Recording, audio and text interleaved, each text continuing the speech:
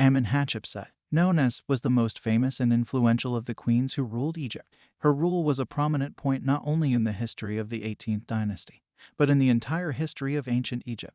Hatshepsut is the fifth king of the ancient Egyptian 18th dynasty and is considered by Egyptologists as one of the most successful ancient Egyptian kings. Her name means the concubine of Amun, the favorite among the ladies, or the concubine of Amun, the jewel of the princesses. Her birthday and family. Hatshepsut was born in 1508 BC and is the eldest daughter of King and Queen. King, who had the great victory in liberating Egypt from the Hyksos, is considered the great-grandfather of Hatshepsut and the founder of the pharaonic 18th dynasty to which she belongs. Hatshepsut was the legitimate heir to the throne of the country, as there was no legitimate male heir, but she had a half-brother from her father, Thutmose II, from a secondary wife called Mutnefert. Hatshepsut was educated in the sciences of ethics and correct behavior in addition to reading, writing, arithmetic, philosophy, religious rituals, grammar, and composition. She had to persevere in transmitting and learning the wisdom of the ancient Egyptian sages as any of her colleagues, such as her half-brother Thutmose II, little princes and princesses, and a number of children of ministers and noble families.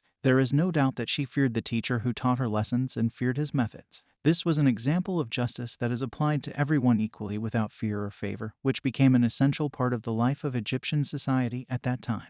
Hatshepsut did not have the right to demand any special privileges in its treatment, and the royal school in the house of Pharaoh was like any other. The country's schools start in the early morning and end at noon, as many schools in Egypt do nowadays. Her marriage. Hatshepsut married her half-brother, according to the custom of the pharaohs, who had no choice but to marry Hatshepsut, and she bore him a son and two daughters, Ra and Imrit or Hatshepsut. Her husband Thutmose II gave birth to his son Thutmose III from one of the concubines of the royal court, who was called as Takeover. The road was not paved for Hatshepsut and paved with roses to reach power. She faced with all determination and stubbornness a society and a patriarchal religious authority that refused to see the ruler except in the form of a man. Hatshepsut began a difficult time in her life at the age of 20 upon the death of her father Thutmose I, as she was previously a partner with her father in ruling and the legitimate heir to the throne, so it was reasonable that she was the pharaoh who follows Thutmose I on the throne. But the traditions of the court and the intrigues of the priests began. She interferes in matters because the idea of a woman ruling and putting all the powers in her hands was a matter against their liking. For this reason, it was inevitable that her half-brother Thutmose II would take part in the ruling with her, that skinny and ill-healthy person who had little experience in managing the affairs of the country, and to be a partner with her in the affairs of the country. The king as a pharaoh for the country while she becomes a royal wife, nothing more than this. There was no benefit in protesting, for all circumstances were against her, and they began to prepare for her marriage to Thutmose II.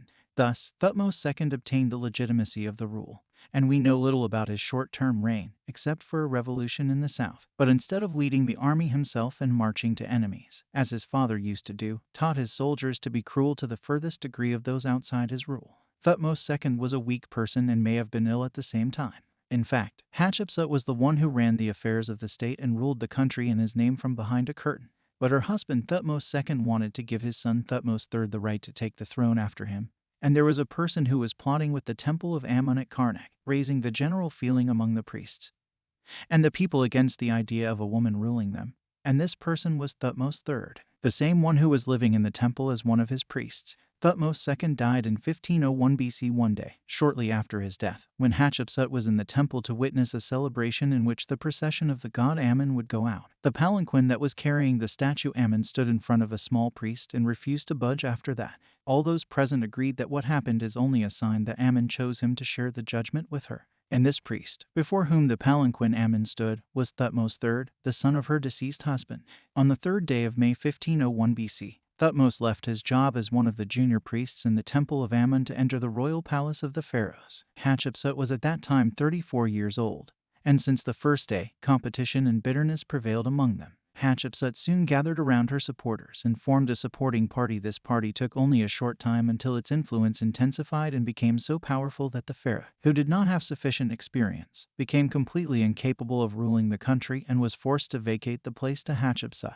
Finally, in 1478 BC, Hatshepsut was declared king of Upper Egypt and the Delta and ruled Egypt and its possessions abroad alone as a pharaoh. In the songs of praise that she sang in praise, they called her the female Horus and added the feminine sign at the end of the word that denotes majesty. The royal khans in which Hatshepsut's name was written and which appears on the walls of Deir, el-Bahari and Karnak and in other places in Egypt were clear in their meaning. as was added next to their name, King of Upper Egypt and the Delta, daughter of the sun, friend of Amun, Hatshepsut, golden Horus, granting years, goddess of radiance, defeating all countries that revive strong lady hearts. And this moment was the moment of victory for her.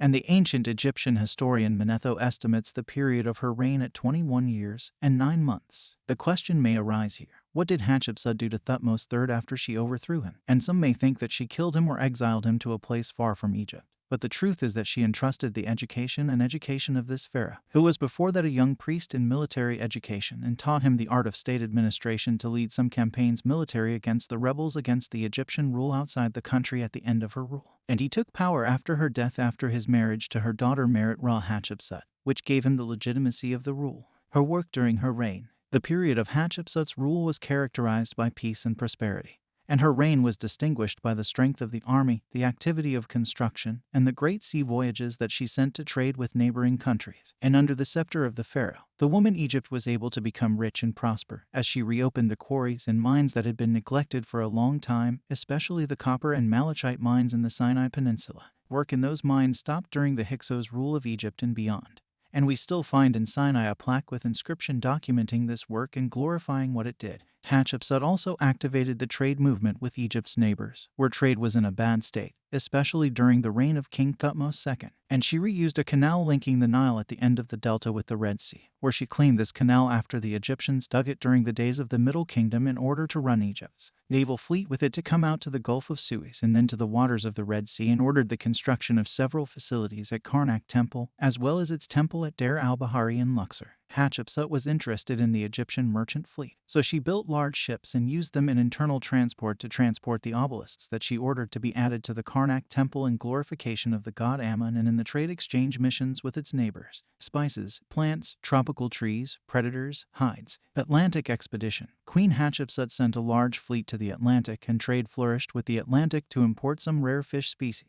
Huntland Mission. Queen Hatshepsut sent a trade mission on board large ships navigating the Red Sea loaded with Egyptian gifts and goods such as papyrus and linen to Puntland, currently Somalia and southern Yemen. The king of Punt received the mission well and then returned loaded with large quantities of predatory animals, wood, incense, ebony, ivory, leather, and precious stones. Queen Hatshepsut depicted news of that mission on the walls of the Deir el-Bahari temple on the western bank of the Nile at Luxor. Aswan mission, also depicted on the walls of the Deir el-Bahari temple. Description of Hatshepsut's expedition to the granite quarries at Aswan to bring huge stones for the installation.